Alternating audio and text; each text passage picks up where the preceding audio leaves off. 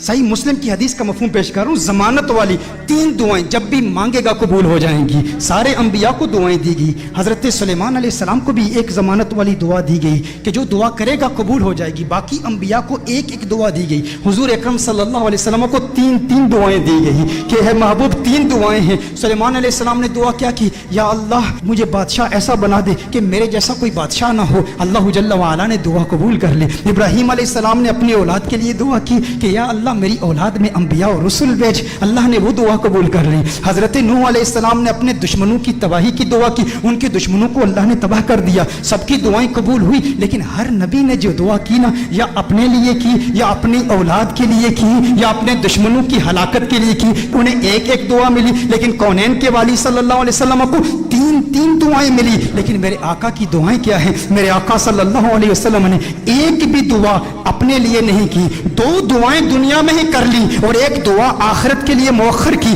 دنیا کے لیے جو دعا تھی وہ کیا تھی؟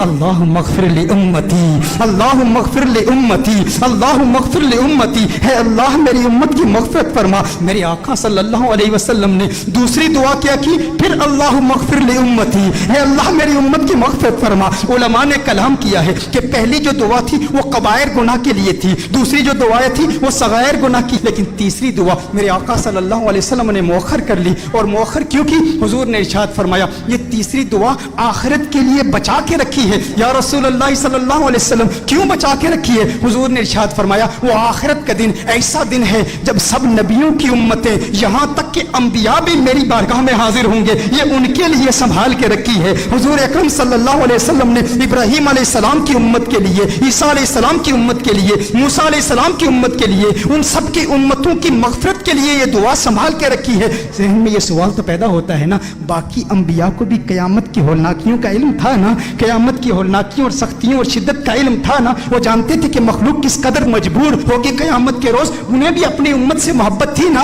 باقی انبیاء نے آخرت کے لیے دعا کیوں نہیں بچا کر رکھی؟